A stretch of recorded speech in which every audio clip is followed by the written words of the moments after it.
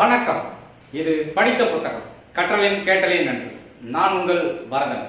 இன்னைக்கு நம்ம என்ன புத்தகம் பார்க்க போறோம் அப்படின்னு பாத்தீங்கன்னா ஜெயகாந்தன் எழுதிய ஒரு வீடு பூட்டி கிடக்கிறது அப்படின்ற ஒரு புத்தகத்தை பத்தி தான் நம்ம பார்க்க போறோம். அதாவது ஜெயகாந்தனை பத்தி நமக்கு பெரிய அறிமுகம் தேவையில்லை. அவர் ஒரு பழம்பெரும் எழுத்தாளர், பேச்சாளர். அவரோட புத்தகங்களை பத்தி சொல்ல தேவையில்லை. ரொம்ப உருக்கமாகவும் மனதுக்கு நெகிழ்வாகவும் இருக்கிற ஒரு கதைகளை எழுதியிருப்பார். இந்த கதைகள் எப்படின்னா ஆனந்த விடல்ல வெளிவந்த கதை தொகுப்பு இந்த புத்தகம் ஒரு வீடு பூட்டி கிடக்கிறது அப்படின்னு ஒரு புத்தகமா போட்டிருக்காங்க. காலசோடு பதிப்பகம். ஸோ இந்த புத்தகத்துல பாத்தீங்கன்னா நிறைய சிறுகதைகள் இருக்கு. சிறுகதைகள் என்னென்ன பாத்தீங்கன்னு வச்சுக்கோங்களேன்.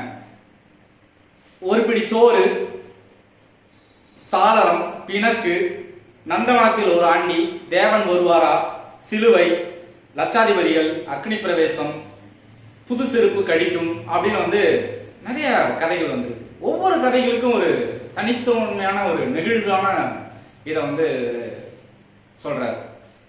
ஒரு பிடி சோறு அப்படின்ற ஒரு கதை அப்படின்னு பாத்தீங்கன்னு வச்சோங்களேன். ஒரு தாம்பத்தியத்துக்குள்ள, ஒரு கணவன் மனைவிக்குள்ள எப்படி ஒரு அந்யோன்யம் இருக்கும், அந்த அனுமனியம் எப்ப பிறக்கும். இப்ப இன்னைக்கெல்லாம் ஃபேண்டசி வேர்ல்ட்ல நிறைய அனுமனியமா இருக்காங்களா அப்படின்னா எனக்கு தெரிஞ்சு அப்படி அனுமனியமா இல்ல. அனுமனியமா இருக்கிறதா நடிக்கிறாங்க, 4 பேர் பார்த்து பொறாம பண்ணும் அப்படின்ற மாதிரி தான் நடந்துக்கிறாங்க வச்சு உண்மையிலேயே ஒருவரை ஒருவர் புரிந்து ஒரு அனுமனியமா இருக்காங்களா அப்படின்னா கண்டிப்பா இல்லை.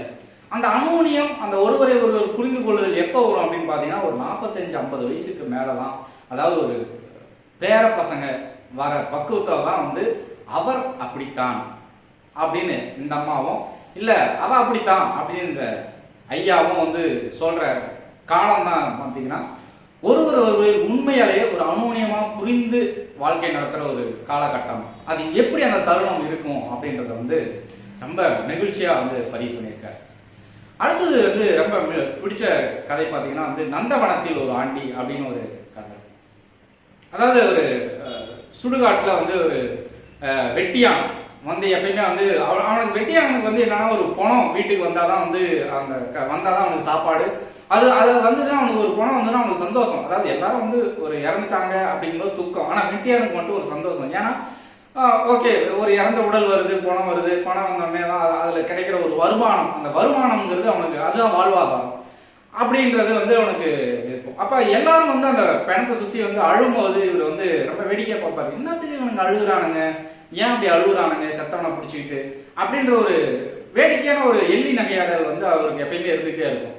அதே ஒரு கட்டத்துல அவரோட குழந்தை அந்த சுடுகாட்டுல பிறந்து வளர்ந்து அந்த குழந்தை ஒரு வயசுல இறந்து போனதுக்கு அப்புறம் அவர் இது பார்க்கும்போது ரொம்ப கொடூரமா இருக்கு. அவர் எப்பயுமே இறந்தவங்களுக்கு நந்தவனத்தில் ஒரு ஆண்டி, 4-6 மாதமாய் குயவனை வேண்டி பெற்றெடுத்தான் ஒரு ஆண்டி, அதை போட்டு உடைத்தான் அப்படின்னு ஒரு பாட்டு பாடிட்டு இருப்பார்.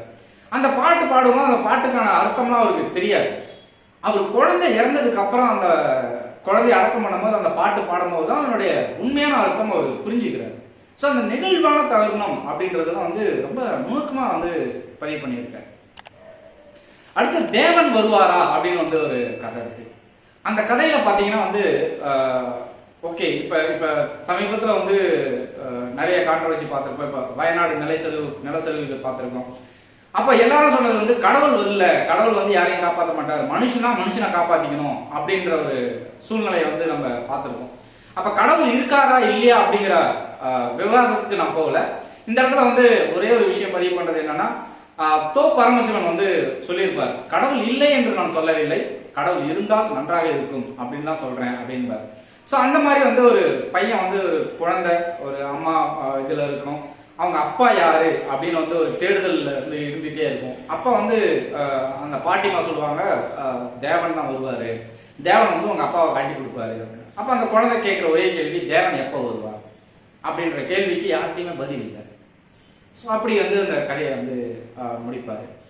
ஸோ அடுத்த கதை அப்படின்னு பாத்தீங்கன்னா வச்சுக்கோங்களேன், அந்தரங்கம் புனிதமானது அப்படின்னு ஒரு கதை இருக்கும்.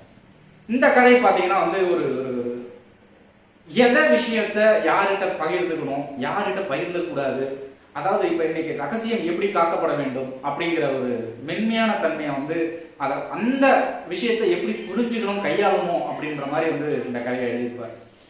அந்த மாதிரி ஒரு வீடு பூட்டி கிடக்கிறது அப்படிங்கறதான் வந்து இந்த புத்தகத்தோட பேரு. அந்த கதை வந்து ரொம்ப நெருக்கமான கதை.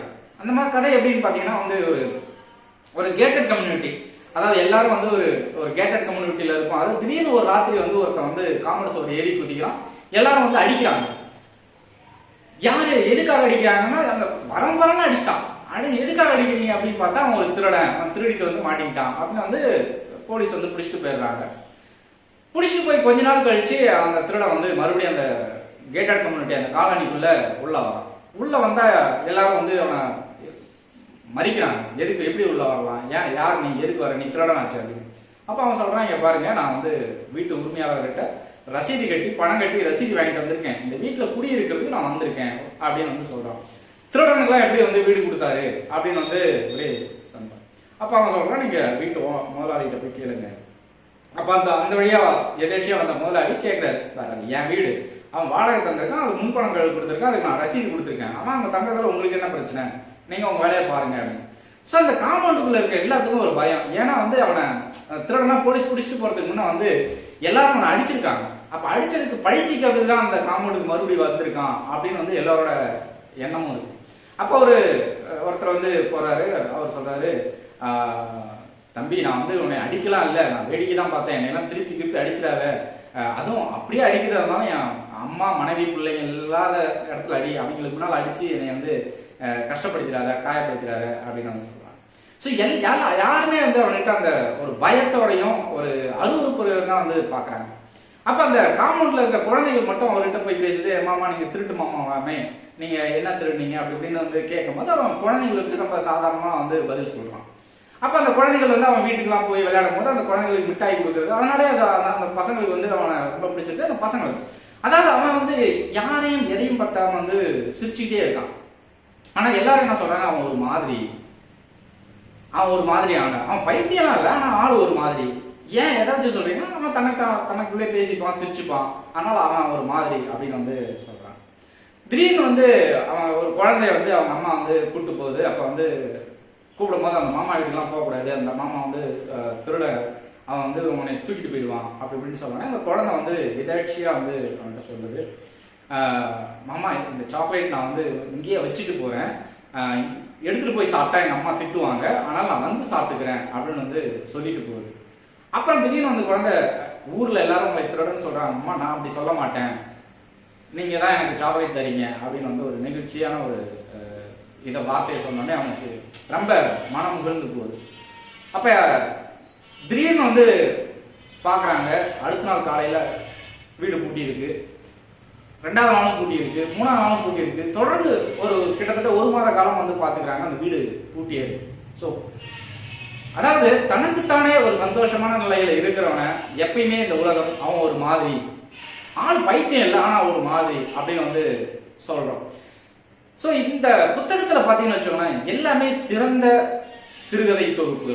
படிக்க ரொம்ப, அதாவது ஒரு ரொம்ப நெருக்கமான மன நெகிழ்ச்சியான ஒரு சிறுகதை தொகுப்பா தான் இந்த புத்தகம் இருக்கு. இது போன்ற சுவாரஸ்யமான புத்தகங்களை பற்றி தெரிந்து கொள்ள மறக்காம படித்த புத்தகம் சேனலை சப்ஸ்கிரைப் பண்ணுங்க. நன்றி.